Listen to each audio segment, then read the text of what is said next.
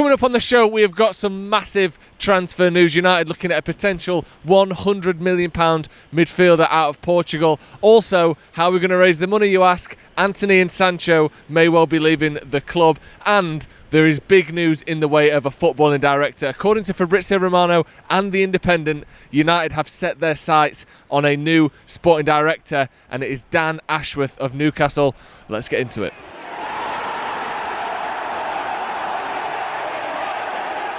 Hello and welcome to Stretford Paddock. This is the news. We are at Old Trafford, and I'll be honest, the weather is absolutely shocking. It is absolutely blowing a gale. Ethan's holding an umbrella over the camera so it doesn't get piss wet through. I'm here getting piss wet through. Let's get into the news. Right, first up then, let's look at one of these ins before we get to all of these outs. João Neves, the 19-year-old central midfielder playing at Benfica. If you look at his numbers, I mean, they are sensational. I think he's won Midfielder of the Month 3 times in Portugal. He's an absolutely sensational talent, as producer Ethan literally nearly gets blown away behind the camera. He's a sensational talent. He's one of those players that can do everything. He's a real all-action player, gets goals, gets assists, he's very good defensively. Another on this production line out of Benfica as well, where they somehow end another one out of this production line from Benfica as well, where they just end up getting 100 million for him. That is the fee again being touted for João Neves. This has been reported across a lot of different newspapers, including The Sun. Obviously, don't buy The Sun, but they are reporting that João Neves is a target for United, and it's not the first time we've seen his name getting mentioned. It would have to be a summer target again, because Benfica are challenging, and also United don't have 100 million to spend this January. However, if we are to spend 100 million, there is one way United think they can raise those funds. Now, this is according, again, to multiple different sources, but the Evening Standard is one in particular who is saying that United are looking to offload Jadon Sancho and Antony for around £100 million combined. Now, I don't know how we're breaking that down. Is it 60 Sancho, 40 Antony? Is it 50-50? Seems like very optimistic pricing to me. But this sort of goes alongside... We saw yesterday rumours and reports that United's new CEO, Omar Barada, obviously we've sort of nicked him from Man City, he's very keen on getting players out of the club after 1 or 2 years of underperforming. If you come in and you don't do it within 2 years, you don't get another contract, you don't get another chance, you're not sticking around, you're not going to be, on the bench for 3 or 4 years where your contract runs down, you will be out. And that sounds exactly like the situation we find ourselves in with Antony, doesn't it? I know Sancho is almost one step beyond that. He's already on his way out with that loan move to Dortmund. Antony, on the other hand, is in his second season now. We are more than halfway through that second season, and he certainly hasn't pushed on. If anything, he's regressed. And to be honest, he didn't have a lot to regress from. Last season was a handful of goals, a handful of assists, not tearing anything up by any means. And this year, it's even worse. Maybe that could be the first sort of almost like big statement move from the United's new CEO and football team, getting rid of a Ten Hag signing that cost 80 million quid or whatever it was, would be a big move, and one that maybe Ten Hag wouldn't be happy with. But if it means we replace him with someone better, if we get the money in, let's say we can get 45 million for Antony now, whereas in another 12 months of underperforming, it might be 25 million. And we've seen this, you look at the likes of Anthony Martial, who 2 or 3 years ago he went on loan to Sevilla. We didn't sell him, we didn't capitalise, we didn't let it get the money we could have done, and instead now he's going to be leaving on a free in the summer, and he hasn't done anything since. So I think this sort of more cutthroat strategy is what United are going to need to first of all clear out the squad of the players that we do have, and then make sure that there's a constant turnover, and not just a constant turnover, but pressure on players to perform. We saw this under Sir Alex, we've seen this under any great side in the world. If you're not playing well, you're out. And sometimes you're out even when you're playing pretty well. You look at Ruud van Nistelrooy, David Beckham, they never fell off a cliff at Man United, but Sir Alex went, you know what, I seen something in you, either you're falling out with me, you got too much power, you just passed your best, you're gone. And that's how you maintain those high standards, not letting people slump to the worst form of their career for 2 or 3 years in a row and then getting rid of them.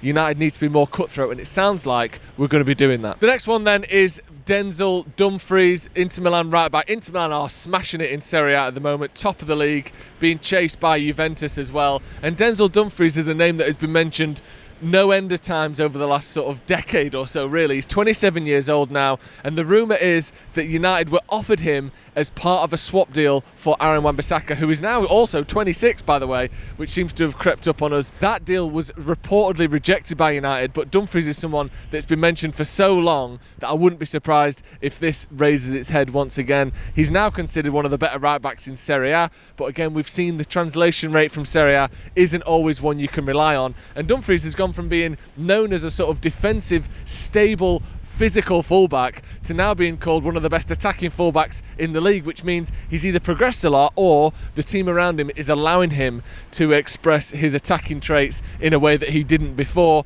And I'm not sure United at the moment will help anyone show the best of their attacking ability, especially if he's not an elite attacker, you know, compared to the likes of a Jeremy Frimpong or someone like that.